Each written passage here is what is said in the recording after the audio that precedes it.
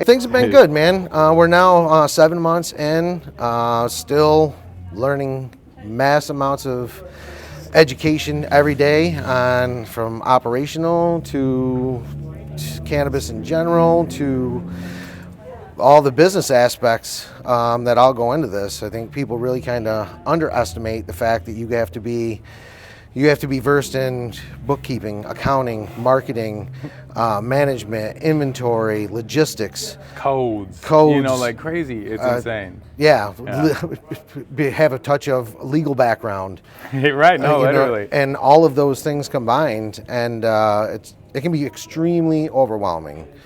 And luckily enough, I just keep fumbling myself through, and we're starting to actually like a toddler walking around, still walking into tables, but we're on 2 feet and managing at this point. So there's nothing else I'd want to do. So anything I ever talk about what we're doing, I never want to come across with a negative connotation because, well, I'm not selling insurance anymore. Little inside joke jab. But I'm not selling insurance anymore, so there's nothing else I'd want to do. So it's taking these things on is still like a labor of love. Even though a lot of it isn't things that I enjoy doing. Right. But it's just par for the course. But what do you think then?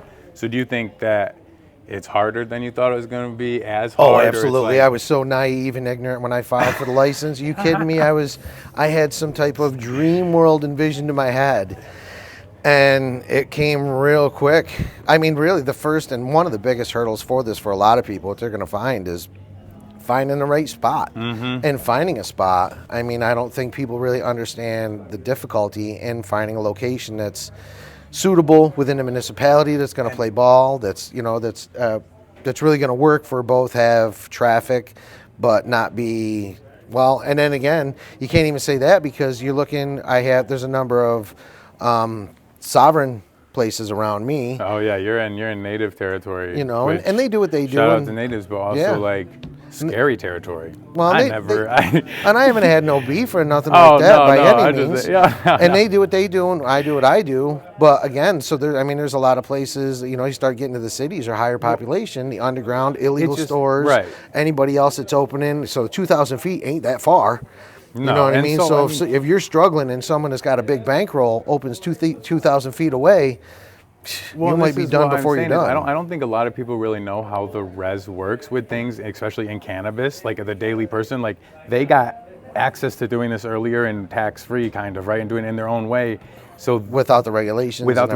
And there's nothing because there's sovereign land. So they're able to have price points that like not a person who is like us can compete with, which is fine. Right. But knowing that for someone like you is only retail, for me, I'm micro, so it's a little different, but you have to compete with that regardless. Like don't matter, and that's going to be difficult. Like, it's difficult. And it's not just me. I mean, and really, there's a lot of places in the state that really are going to be fighting this on a way more intense level than what I am.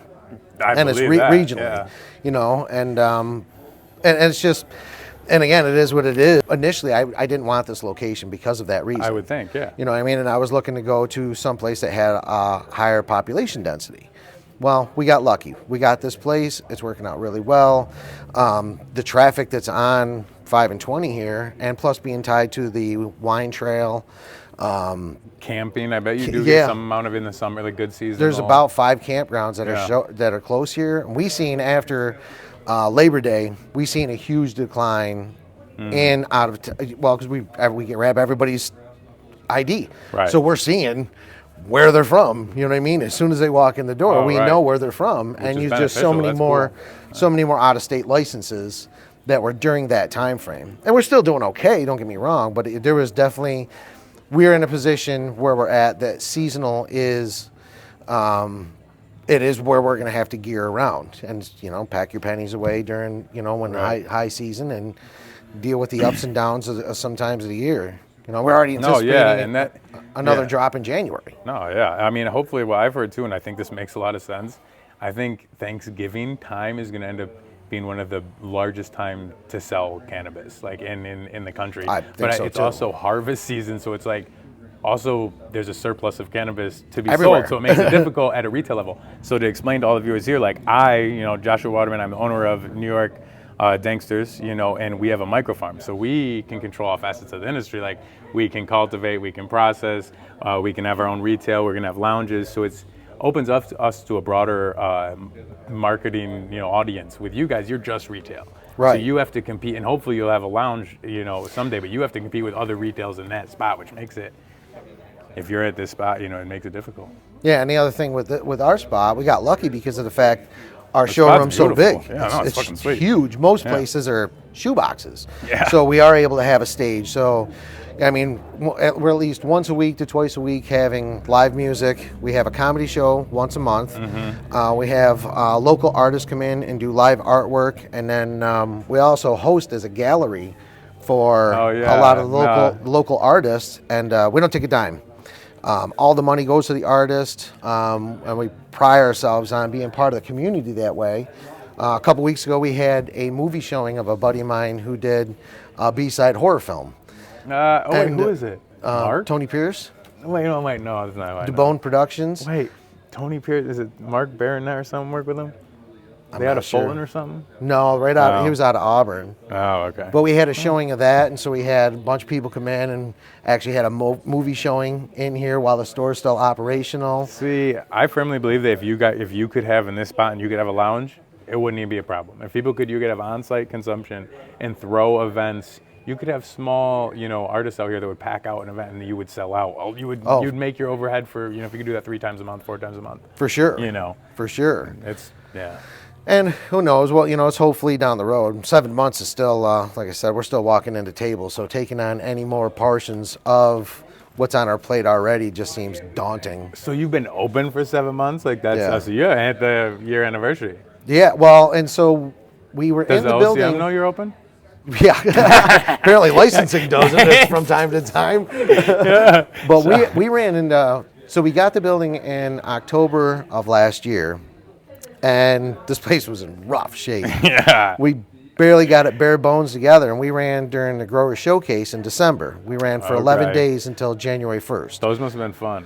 It was because... You packed out? Did you do well? We did really well, actually. Was it crazy? Was it a fucking, like a madhouse? We didn't know how to run the Dutchie system. We didn't know how to do anything. So, I mean, it was that was last minute. Like, that was not supposed to happen. No, They didn't have a plan for that. And we got really lucky to be able to host it. And it gave us, what it provided us was the understanding that our preparation wasn't nearly as intact as our ambition was. Our enthusiasm was much greater than our preparation at that point. 'Cause we're like, oh yeah, we're ready. Right. And all of a sudden they cut the line and your boat takes off and you're like, I don't know how to row.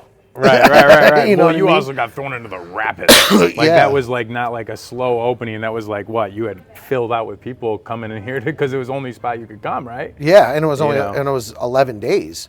And everything had to be purchased through you guys? Was that how that worked? No, so what the it was, farmers could sell straight up? No, so you can only put in so many farmers during the Grower Showcase, and we didn't. It wasn't under my license at that point. It was under On Point, who were great, man. They really were. The entire On Point Just Breathe family was just unbelievable support and the education they provided us, and they're just beautiful people. But it really gave us a foothold of what we needed to learn and kind of to fine tune. So then after January 1st, we were done with the Grower Showcase, and we thought it was just gonna be a couple more weeks. Well, we finally got the green light. We actually opened after we got our inspection March 23rd. And so since March 23rd, we were off and running. And even at first, because we didn't have any money for marketing at that point, we were running 6 days a week, and our hours were really limited because you still had to cover payroll and all the other million expenses that you don't anticipate. Right, and the marketing was whack. Yeah, couldn't do anything anyway. Couldn't do anything. People just started, and I think this is good that they did this. That they started just doing whatever they wanted to, because they're like, "Oh, you're telling me I cannot market my freaking store on a sign?" Yeah, like I have to do two that. signs on the building, no banners up front. Why would they do that? I don't understand the reasoning. Like, because that's to like not let you market to people. What was the thought process? Because it's for adults. that we all just have the sense to find fucking weed stores. Like, it's fucking ridiculous. Yes, I mean, and you couldn't have insane. any leaves. No, I understand no logos, no bubble letters. And I understand that you want to make sure you're marketing to adults. Right. That's fine. Right. But in the same token, it's like, how do you find them? It was extreme. In the beginning, I understand the intention, but it was like, that would definitely was a failed attempt. And now I think this new thing that's coming out, or how they're doing it, seems like it's better now. People are able to have a normal, packaging. I shout like Heirloom has great packaging. That's one place they stick out to me. With their drinks and their little thing, like they have a nice, it looks adult. It doesn't look childish. And being, Beacon Skiff and them having, them having all their concerts and stuff. I mean, you're reaching thousands of people in one foul swoop. You know what I mean? And that certainly helps them.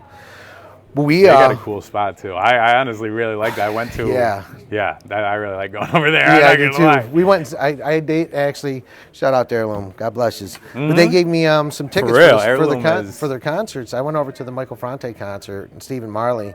It's a shame that Franti got rained out a little bit, but their new venue is nice, real nice. On the hill, right? Yeah, real nice. And you can just kind of sit there and like smoke weed and listen. Honestly, like me and my age now, like I used to like go to mosh pits and I used to like all that stuff a lot and doing lots of drugs and stuff.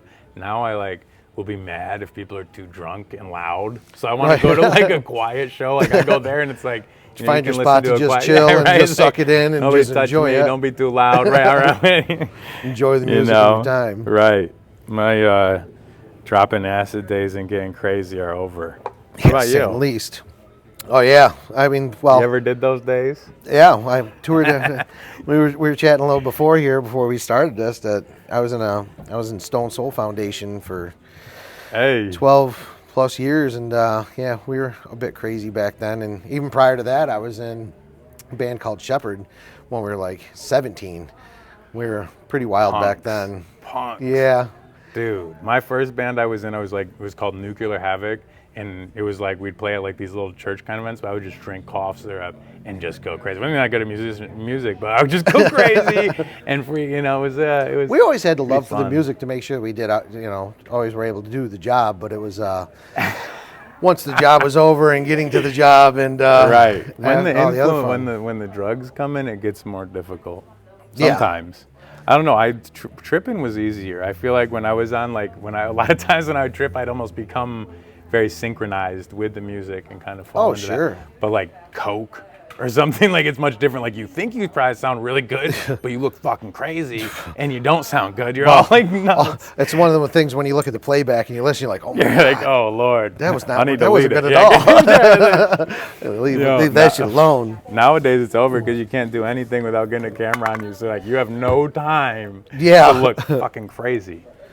And even with the music thing, and the cool thing is even like with having like the spot here to have music here, it's totally different because of the fact it's not wild and it's not in a bar. Right. So you don't have a lot of that influence of people being whacked out on drugs or being drunk or being absurd. They can actually sit and chill and kind of take it in and be intimate with what's going on. And you know what I mean? You can talk right to the musician right here. You're 5 feet away. Right. Some of them like that, some of them don't, you know what I mean? But it doesn't matter. You're in their lap. Right. No, and that was like the message I built the Legacy Growers off of was that weed was the drug. Everybody thought weed was all in there with the same other drugs and crack, but weed was the drug for people that were in those industries. That was the safe place. Like it was the way you had communion. It's when you like the way that was like a medicine. People call it medicine that I know, and it's not a drug. You used it to get off of drugs. Right. You know what I mean? So it's like now we can separate that, and people are like, wow, like people know me from doing their landscaping or laying them patios, and then they see that I'm in weed, and they're like, whoa. I thought those people were like, you guys were addicts or something. It's like, no, dude. It's like this is better than the alcohol you drink. By far. Although I will say though, and. I've been around this, most of my whole life, but I never really was one to get a weed hangover until started getting into fucking some of these edibles. Yeah, I don't do them, bro. I don't either, man. And so that was one of the funny things when we started opening up here. I was one that was like, I don't want to have anything on my shelf I hadn't tried. Well, I can't be land-based. You have a lot of stuff on your shelf, Yeah, bro. dude, and it's not like I get high while I'm here working. I can't. Right. I literally can't, between the metric systems and the computer systems and everything else, and just being of a sound mind, you can't. Oh yeah. So well, with edibles, I don't know. For me personally, I smoke blunts and tobacco all day long, and I'm fine. But edibles? Yeah, no way. So we were getting them at first, and at night I would go home and try a bunch of different stuff. Well, lo and behold, the next day you're like, I can't function, till like 2:00 in the afternoon, and these are still, and it's funny too, because I talk to so many people that either on the illegal or through the sovereign, and they're getting like 500 milligrams, 1,000 milligrams stuff, and this and that, and they come in here. Well, all your dosage is about 10 milligrams, 100 milligrams per package. But I was like, these are clean. And so people that are used to taking 30 to 50 milligrams on the illegal or on that, I tell people, I was like, if you take 50 milligrams out of just about anything in that case, you're going to be pretty uncomfortable for a while. Lord have mercy. And not everybody, because some people can just take Most godly people, amounts. though. But the Most average people, individual, you might freak the fuck out for some hours. Like, for real. Like, yeah, if you're not Tiny going to took that, she's very sensitive to it. She would freak the fuck out. Yeah, you're not going to have a good In experience. a negative way, right. Not at all. And that's where knowing yourself, like I used to hate how I came from the generation where you peer pressured people to do everything. Like my first acid trip took 7 hits of acid. Here, like, take this. Right, smoke them and then laugh at them when they're fucked up. So like, I'm used to doing that, but I try to never do that with people now. I'm like, yo. No way. Start real slow and just like feel good doing it, Yeah. I bet I used to make people Superman the blunt and then Yeah, exactly. And and for the people come in here, we have a very larger, older demographic. Right. And when I mean older, I don't even mean so much my age, but I mean really our average age is probably, I'd say more than half of our business is 40 to 75, almost 80. No shit. So a lot of those people come in and they're getting off pharmaceuticals. They want help with their sleep, and using it as like a medicine. Now, obviously, we have to tell them you got to contact your primary care physician. They can't give you medical advice, and we always want to be careful with people that haven't done that before, because some medications might not jive. Right. Oh no. Yeah. You know what I mean? But so they're coming in. I'm like, look it. Tiptoe into the water, you're not going to have a good experience, and all the nightmares that you've heard about that are false are going to come true to you real quick. And you're going to become anti-weed. Yes. For no reason. Like that was why my mother, she only had one experience ever, and it was so bad that she was like, you guys must be addicts to enjoy this. How could you ever? Right. And it's like, no, you used it in an undereducated way. Right. And yeah, so I mean, and the funny thing is so like, and I love it when there's especially when the older ladies come in and they're like, oh, I never really wanted to get high, but I just want something for sleep. And like there was this super sweet woman come in. She had to be in her late 70s. And she came in, this is a few months ago, and we helped her out. And we were very patient, tried to give her as much education without boring her or inundating her as well. She doesn't understand anything. Right. A week later, she come back. She bought like 10 packages. I was like, honey, we ain't going nowhere. She's like, I love it. She's like, I just want to make sure I can have this, and it just put such a smile on her face. It's just crazy because if you use edibles right, I feel like it's almost, I don't want to say cure-all, but it's like when I have aches and pains, like it helps weird things. It's not like a Vicodin where it's like you're numb to shit. It's almost like your life is just like, it's like more tolerable. I could see how elderly people would love to use that at the end of their life. Oh yeah, like it's why it works with cancer patients and stuff too, probably because like I don't know. I see a lot of that as well. I really do. Yeah. But especially now with a lot of the gummies that are putting in a lot more of the CB components. So for the CBG, the CBD, and especially the CBN for nighttime and helping them sleep and things. But yeah, I mean, you can really pinpoint what you're looking to achieve, and for the most part, for a lot of people, I'd be able to achieve it as long as their body accepts it the right way. For sure. And I mean, the negative side effects of these opiates and stuff are like crazy. Like you literally are knowingly at least killing your organs. Yeah, like, well, not to mention addiction and everything. I've never been one for any type of situation for opiates or pills or things like that. I was always against it, and not I ridicule people. I just didn't. It was never my thing. But it's just one of them things. You start on that train. That train, most people can never get off it. You can never get off the train once you're on it, And I think it's going to be different now because there's education. Like my younger siblings didn't do that because they used to see me shoot up dope and how I act. So it's like, even going in it, if I had known the outcome, if you knew in the you know, early 2000s, what would turn fentanyl, like things would become fentanyl in this, like, I don't know if I would act of the same. You know what I mean? It's crazy. How many people had back problems that when they were they were Yeah, giving they're prescribing everybody oxys opioids. yeah. Everybody, and that was just a Intentionally to make money. right, and that was just a slippery slope that really just crushed. So, I know so many people just was on that same thing for back problems and pain, and they were force feeding them all the opiates and can't saying get off that they're it. not addictive, that it's fine, you know what I mean? Ruined it's them. like, yeah, it Ruined destroyed them. their lives and their kids' lives. Everyone around them, it was crazy. just bad news all the way around. And yet weed is the bad thing when weed is what you use to get off of that. Like, that's Yeah. how I don't do dope anymore, is because I smoke weed every day. You know, Right. like, that's what works, you know? And if it's keeping people baseline, I mean, I don't know how you knock it all the way around. It's a community thing. It's a group thing. There isn't anywhere you don't go that you don't see if a group of people are getting together and they're catching a buzz. Most of the time, smiles on their face, chit chatting, and just having good conversations. Where from the outside in, Right? Yeah. yeah, I'm glad a lot of the stigma as far as that part of it is going away. You still see it though. I mean, you get on Facebook and stuff, and you'll see like people put posts up about if they're at a concert and stuff. There's keep your stinky shit away, this and that, but you're not worried about the guy pissing himself next to you. You know what I mean? Screaming the entire time because he's so drunk. You Harassing, know what I mean? young girl. Like, it's like, it's like it's crazy to me. I mean, that's why like I don't even worry about that anymore, because like I know that in 10 years, like my grandmother, she can say as much as she wants, she cannot enjoy that I'm in this space. But I'm not like the alcoholic friends. And like, if she's alive long enough, she will see that cannabis is not that thing. They can't lie to you and say it's bad anymore when we use it, and it doesn't do that. Right. You know. And the horror stories. Actually, it's just the miseducation. It really is. It's starting to just be because there's so much positive education. It's just people are learning that, oh shit, that just wasn't true at all. Just blatantly lied to. You got Reefer Madness. Madness. I was gonna say, there's Reefer Madness right there. You know more than me. Like, I mean, I was raised up to where like weed was very bad within my family because they were religious. But I saw firsthand because it was still around so much when I was younger, and I smoked so often when I was young, that I was like, oh, okay, they lied about that. But you guys, like, back when it was much worse. Yeah. With fucking acceptance. I remember not being able to smoke in apartments. Like, there's a thing. You'd have to go outside the apartment, or you'd have to have, like, in the bathroom and vent, because if it smelled like, everyone had spoofs and shit. And, and across the board for that.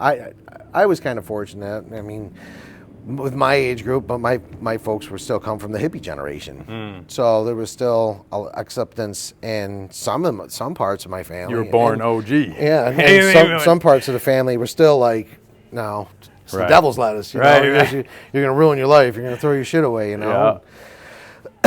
I'm glad that it's a different environment. And it's weird now too, because still, like, I don't know. I got nieces and nephews and stuff, and they don't need to be around that, being young. Yeah. But they don't need to be around someone that's going to be shit-faced drunk either. I would much rather be around a person super stoned. It is interesting that you think of edibles now, though. Because edibles is different. Like, I could see someone who is like having a panic attack because they just took too much edibles, being like kind of unsafe around a kid, or like I wouldn't want to drive them around or something. Oh yeah, but I don't do edibles like that, so I never think of that. No, I don't get fucked up like that off weed. I don't take a lot of them myself. I will say we got a rosin gummy now that I just tried last week that didn't leave me any residuals the next day. Nice. It was. I don't know if because it's being clean, that much cleaner being rosin, but the buzz was great. And the next day I was clear-headed. I wasn't foggy at all. Right. And I took it later in the evening too, so it wasn't like the time lapse. It was still like 10 o'clock at night when I took it. Oh, no shit. And that's one of my main things is and if I'm smoking too, even more foggy in the morning. Usually first thing I do is roll a blunt in the morning. Right. But it's a total different buzz though. I mean, when you're waking up from too many fucking edibles, you're like, I need Velcro shoes. What do you plan on doing for as far? I mean, you're gonna probably put out some type of gummies and stuff eventually as well, right? Right. Getting ready to harvest in the next few days, actually, and we're gonna chop. Exciting. Yeah. Oh my god, dude! It's like this batch is great. Like, it's funny because I was just making a video on Instagram because right now I'm like physically building out more rooms. We have 10 lighter. We're gonna build out the 20 lighter, and these are mixed lighting. And then we're gonna eventually have like what fucking Taproot has. And that makes me so mad just to think about it. Yeah, I love you too, but I want to steal your greenhouse. That thing envious. is crazy. That's the word we're supposed to use. Envious. It's just so beautiful. It is. It's beautiful. It'll take you back and just you step back and just go, holy shit. Yeah, like this is weed now. Yeah, it's amazing. If I could imagine what I wanted. Boop. Right. No, but so eventually I want one world. of those, but I'm gonna have to work my way to it. So these rooms I'm building now, you know, I'm really just using the skill sets I've real life been using, literally building out rooms and running them properly, and like with help from some other like OG people, and setting them up. And we're gonna run them for the next couple of years so we have enough money to build out something like Taproots as a permanent structure, you know. But as far as your products though goes, is there a pinpointed area that you're looking to really drive? Because with a lot of the smaller guys, you know, and I'm not in that aspect of it, but I see that, you know, they have the aspirations of wanting to do so much. But the industry now is so big and even getting so saturated on the legal level. I mean, right now, farms are 10-to-1 to stores still. So, I mean, a lot of them are the smarter ones I see are trying to find a niche. yeah. And by getting a niche, you can get into more stores and you can do a lot more on a niche, unless you have huge pocketbooks Right. in order to spread across the whole gamut. But even then, at that point, there's still things that they have the ability for some stuff not to be so successful and still carry it, with the other ones still carrying them.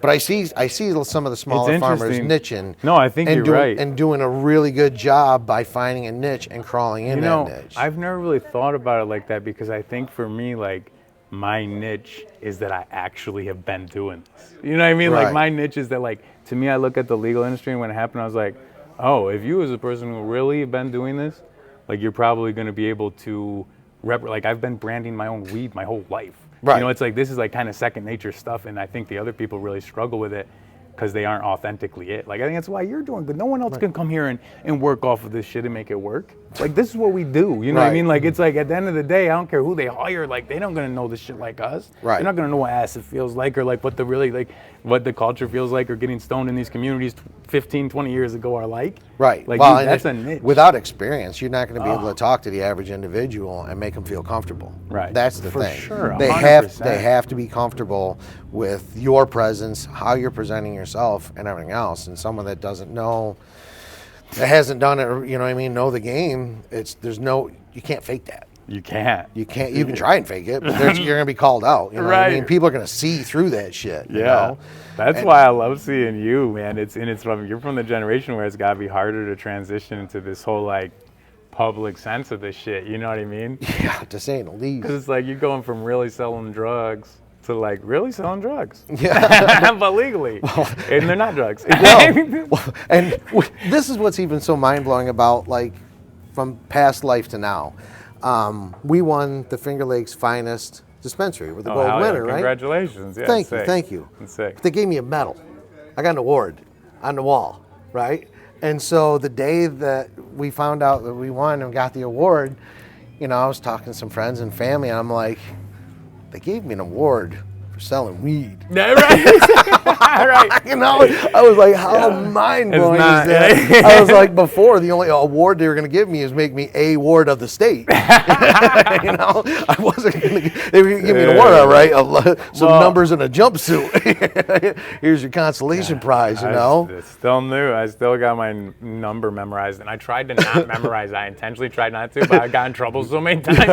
I was like, I can't forget it. But yeah, I mean, even if that puts it in any type of synopsis, that knowing that they gave me an award is just mind-blowing for to something me, they would have literally taken your family from. Well, that's how I got that's how I got a card license. Yeah, I mean, from, you know, being You pinched. had a charge then, right? Oh, You did time off of it too? I had gotten a number of charges. I did everything I did. I never rolled. I was ready to do my time, and luckily enough, the DA that wanted to hang me was sick from the postponement, and my attorney worked with the assistant DA that came in that day.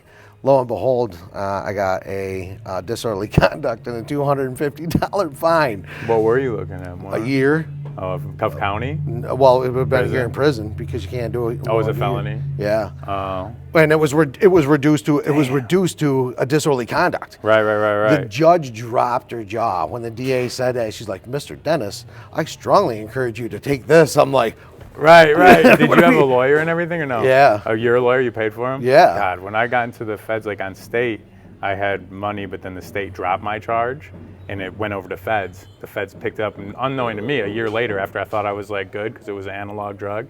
And then so the second time I tried to like fake snitch and like lead them on a goose chase.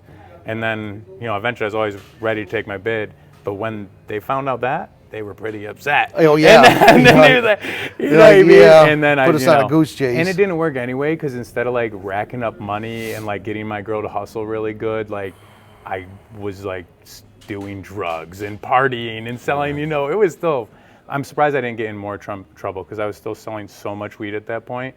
And like through importing, like a big thing then was like that's when, 2013, 2014, when like that started happening. Packs were easy. People were selling in 10, they were sending pounds easy. Sure, everything was coming from everything so was I'm on BC, federal bud, coming pretrial still across. getting packs. I'm trying to rack up money, but as soon as I get arrested and I'm, getting ready to do my bid and I go, girl's supposed to make money and run shit, dude's robber, take all my weed, all my money, leave me knowing I'm in prison for the next fucking 18 months. And it's like... And she was hung out to dry as well. Oh, hung out to dry. And then she got, strung up on drugs and shit. Got herpes like me when I was in prison. Come on, it's impossible. Yeah. It's impossible. I'm not trying to call you out. It's impossible. She's on the phone. Yeah. 12 months in. Yeah. You got herpes. Well, I don't know how that happened. Oh, it's funny. Yeah, life is Life's certainly crazy. It has taken some wild turns over the last couple of years, to say the least, and it's going to continue, man. It's going to continue turning, and Oh yeah. to a degree, I'm excited to see what happens and hoping that the powers that be get some more knowledge and understand the community that they've brought in. Because that's what it is. I mean, everybody in this game is community one way or another. Yeah. And when we talked, like I said, we got to know each other formally not too long ago, but even through the community, knew know of the each same other, ties, talked right. to each other and everything else. Dude, you don't know how many people I've met that I didn't know of you before that I've hustled with back in the days. They're like, oh, I'm like, oh, yeah. Like, that's, the community is small at the end of the day if you were really in it. Even 10 years ago, it was smaller. If you were there 15 years ago, it was like you probably had to do something to be in a circle. The community, like you had to, it was different. And you had to be, you had to be cool. Yeah, right. All the way across the board, you had to be cool. Right. And it's funny, and even like I see some of the guys that I was friends with back then that come in now and they're like, "Look at you, yeah, right, look at you, Hey, yeah. And then I try to consider myself a humble guy and try to stay that way, but it's still one of them times where you're like, right, no, exactly. Look at that shit. Well, and then even if they knew though that like everybody thinks we're getting paid out for this type of shit, it's like, oh, I've never been in more financial struggle in my life than like these current moments. You know what I mean? It's like, this is a hustle. I still am. You know what I mean? There's definitely, and I watched, there was a couple different things that you had spoke about on your other podcast about everyone thinking that, oh, you got a license, you're gonna, you're automatically a millionaire. The golden ticket to the factory. Yeah. It's like, yo, this factory sucks. Yeah, this is a slave factory. Yeah, right. You know? Of like paying taxes when you want to just sell weed. That sucks. And some people have it different than others, but for the most of us that didn't have huge pocketbooks to start with, and we're coming up on our own without backing, get ready for 70-hour weeks and no money coming in for a long time, and the overhead is immense, and until the federal rescheduling. I mean, I don't think people really understand how significant the rescheduling will really impact the businesses themselves. Even still, it won't make me rich, but being able to write off simple things is just, when you explain it to people that are in business that don't know about cannabis, and you explain about 280E, they're just mind blown. They're like, what do you mean you can't write off your rent? Yeah. Oh, no, that's absolutely insane. We're eating all of it. Right. Every bit of it you're eating, you know what I mean? And for no reason, you don't get a benefit, and you also run the risk of still getting busted by the feds. Like even just the past year ago, Jungle Boys got hit in Cali or something. They held up like tons of their money. Yeah. It's like you're paying taxes to the federal government and they can still come in here and take a shit. Yeah. Woo. Yeah. I mean, it is something that, and my folks, were prying me on that. They're like, is this really what you want to do? Yeah, right. Because you are really almost putting yourself insane. out farther than from before, because if it were to come in, and people are still getting devastated anyway. And again, I don't want to sound negative or really woe is me, but because there's already guys that have opened up that are already going to unfortunately probably end up closing. Oh yeah, no, absolutely. Closing, or I think, to me, I always look at, they're probably going to sell and team up. I still think, because I don't want to make it seem like it is an opportunity of a lifetime, because I think it's probably the biggest opportunity I've had for myself in my lifetime. Likewise. But at the same time, it's like opportunity meets preparation or whatever. Like we're unique people where we knew, I knew it was going to be 70 hours. I was prepared for that. You know what I mean? But a lot of people, I don't think or they don't, like we were saying before, or you just don't have a background in marketing and bookkeeping and accounting and have some type of law background and even just proper education to be able to get through the compliance stuff. I mean, it is not an easy feat by any means, No. The biggest thing is building a team. Yeah. If you haven't built a team before you're ready to open, that was some of the best advice that I was given, is immediately start building a team. Yeah. And if and then you read things all the time about, people that are super successful, they strive on hiring people that are better at their jobs than they are. That's what I try to do, right? You know what I mean? You're better, or they can learn quicker and faster than you or something. Right. Right. But yeah, you have to hire people that are better at it, and we would already be successful in that field. Right. Yeah, right. I'm not. I didn't get there, so obviously you got to bring in, good team and try and get, smart people for That's a good niches. point. That's like a little bit of wisdom. That's some OG wisdom. He said you got to, or we would have been. So yeah, if you were a good accountant, you would have been an accountant. Right. Exactly. Yeah, right. No, it's delegating. It's hard, man. I come from the days still where it's hard to trust people. Yeah. You got this side. I see you got family and people you've known forever. So you've been able to build that. I'm still just starting to build that because we're not. And that was one of the other fortunate things why I did eventually take this location, because it's so close to home. Right. I was looking initially because with being a card licensee for the Fingerlakes region that runs from Seneca County to Geneseo. So initially, my first deal, got to go to Rochester. That's where the population density is, which you're going to make the most money. Had I done that, it would have never come to fruition.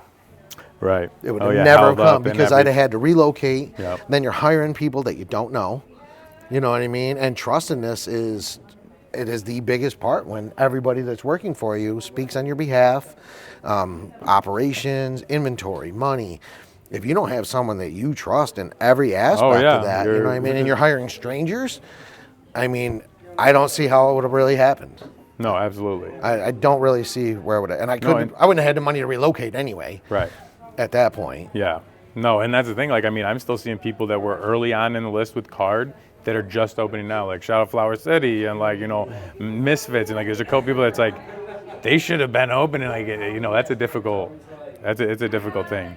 And then your life has been on hold. Oh yeah. Your life just gets on hold because you can't get out of it. Then you don't. I mean, you're already in. You're right. like. And how do you? And when you've been investing in the spot for 2 years, I was in a position where I was able to change my location with a very low overhead because I'm starting from the ground up. So it wasn't like I had an overhead where I had a facility and this and that. I had very minimal stuff because we're a micro and we're going to build it from the ground up. So switching spots to this spot now, it's actually more prepared. The infrastructure, there's more of an infrastructure there for the whole building. So speaking of the podcast, we're going to be able to do some editing. Thank you first and foremost for letting us do this here. We're going to be doing this here at Just Breathe. It looks like we're going to try and do it once a month.